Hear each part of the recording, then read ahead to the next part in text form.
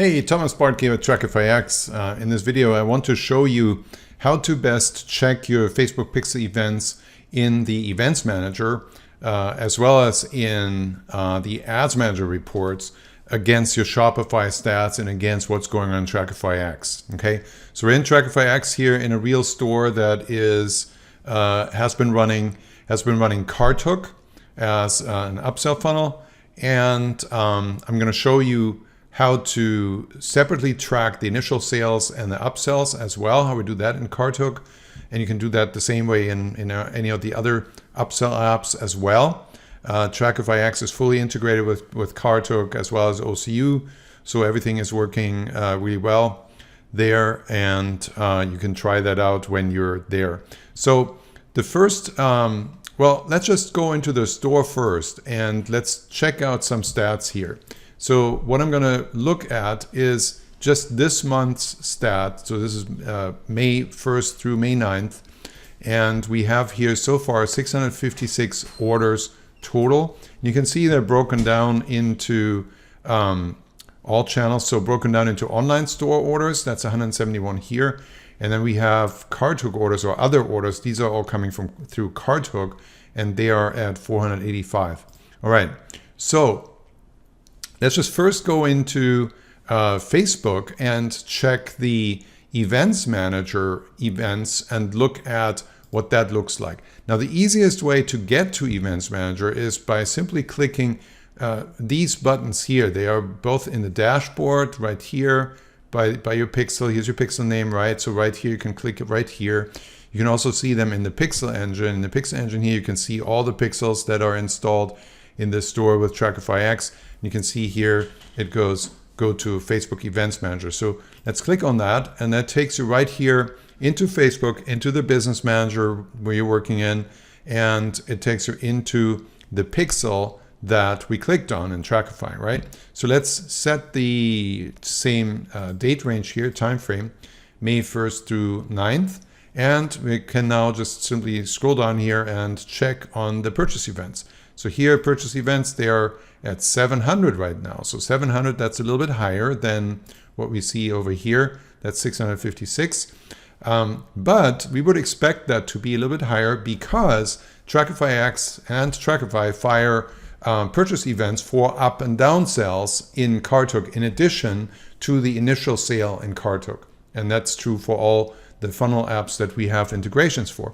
The reason for that is that you can only optimize an ad set with one single event type. So if you create custom events for your upsells and downsells, you're going to end up not being able to optimize the ad sets better for the people who take more upsells, right? So obviously, if you have more purchase events because you have upsells that are converting and downsells that are converting, then that's better optimization, and you get more data into the optimization event that you've selected, which in this case, or in most cases, is purchase.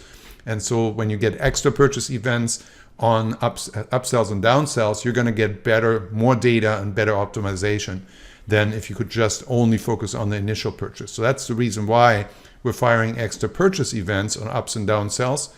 And that's also the reason why the raw data here is a little bit inflated. Okay, that's 700. Now, the inflation here, you won't see that in the purchase conversion event value, purchase conversion value, okay? Because the value correctly adds the initial purchase value, which is only the first item, and then the upsell values, downsell values. So they're all going to be added accordingly, and so that matches up the total purchase event just fine.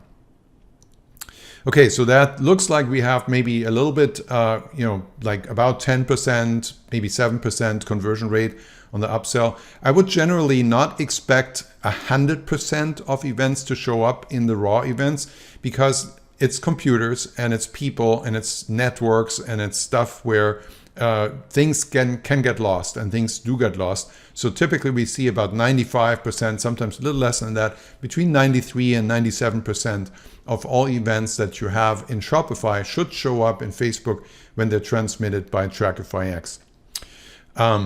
Okay, so now that we know that, Let's take another quick look here at this metric that we saw in the dashboard. Right here in this widget where you see that little round representation of today's data and the ratio of the different event types to each other. You can see here, we can see 66 purchase events. Now this is for today's data. And let me take you back over to the Events Manager, and let's select only today. And here you can see this is a direct reflection, 66. Now, just so you know, there is a slight problem, or at least a slight potential problem in the in the Events Manager stats, and that is that the time zone of these, check this out. When you hover over the lines over here, or these graphs, you can see the time zone that is that you're looking at right now for the data that you're looking at. So in this case, it says America Chicago time zone. Now that is the time zone that I'm in.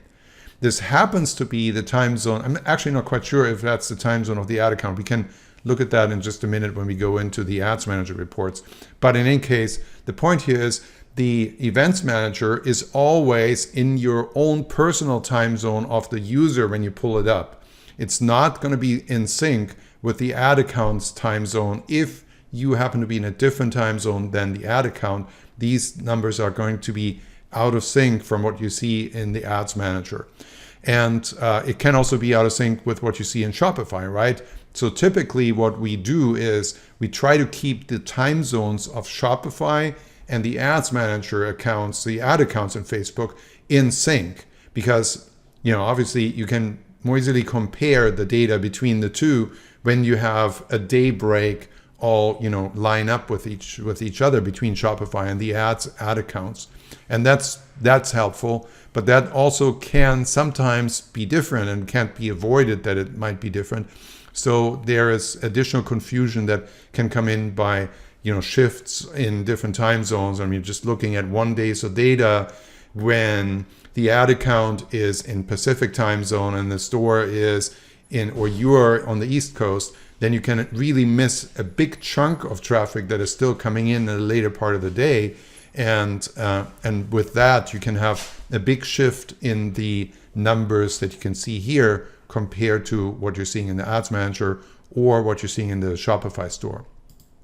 All right, so let's actually check that against today's data. Well, we see right here it's 66. So that's actually right on, right? We have 66 here and 66 here. And there you can see that is, you know, slightly under-reporting because we did have some we did have some upsell conversions in Carthook, so that's some additional purchase events there. And still the total amount of purchase events is right on with the number of sales in Shopify. So enough said about that. You can ride that to death too with all kinds of arguments. So anyway, so that's pretty close. And there are the different reasons for why these numbers never really exactly line up.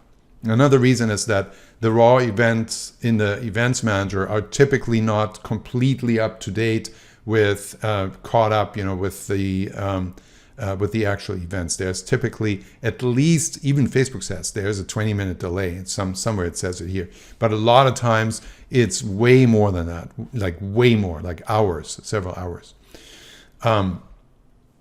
Okay, so now the other thing that we want to look at is obviously the Ads Manager, right? So let's look at the Ads Manager and let's select the same time range here, date range, May 1st through 9th. And let's update that and update it here. And so now we can look at the purchase column right here and we can see a total event count of 616.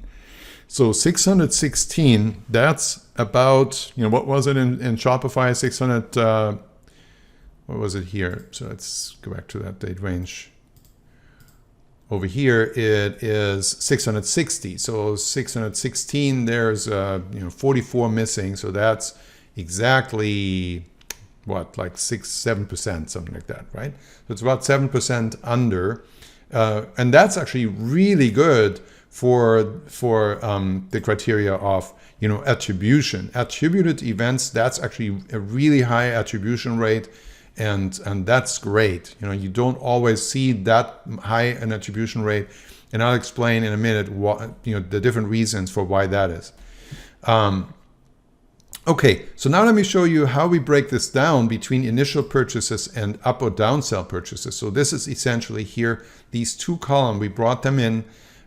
These are custom conversions. You have to create them as custom conversions. I'll show you in a minute how we did that. So you create a custom conversion that shows the initial purchases and another one that shows the up and down sell. And then you bring them into the columns here by simply going to customize columns. And then you just remember the name that you give those columns. So let's say initial, right? This one is called initial.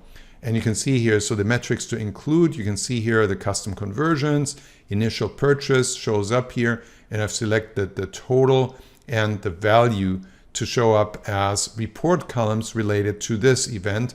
And then I go to up and down sell. Up and down sell purchase, and here's the same thing. So here the conversions, custom conversions show up, and I've selected total, that's the count, and the value, that's the dollar amount for the up or down sell purchase custom conversion. And then you hit apply and you move the column in the place where you want to see them. And so right here, you can see here's the total purchase events. That's like the raw purchase. Well, I shouldn't call them raw. Purchase events, unfiltered, I should say.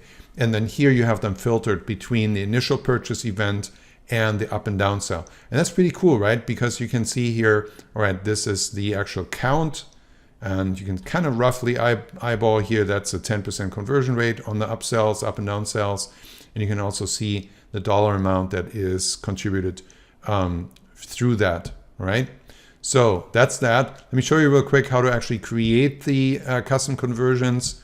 That's over here. Let me see. So you go back into the mega menu, you go to custom conversions, and here are the two custom conversions. I guess there's another one here too.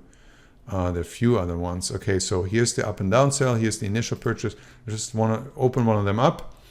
And here you can see the actual filter. So you select purchase events where the rule applies. This is the filter rule. Include only the purchase events where content name does not contain sell. And the reason for that is that Trackify and Trackify X fire sell, first upsell purchase, first downsell purchase, second upsell purchase, and so forth. So it actually, you can filter it down even finer with creating additional custom conversions. But if you want to just make it simple, like I do, you just filter for does contain sell versus does not contain sell. And the sell means it's going to catch all events that happen in the funnel.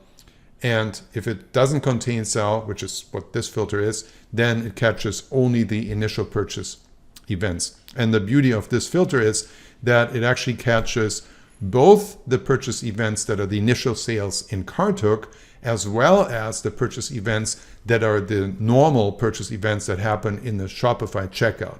Because that typically, I haven't really seen a store yet where all purchase events, all sales always go through the upsell up that is used.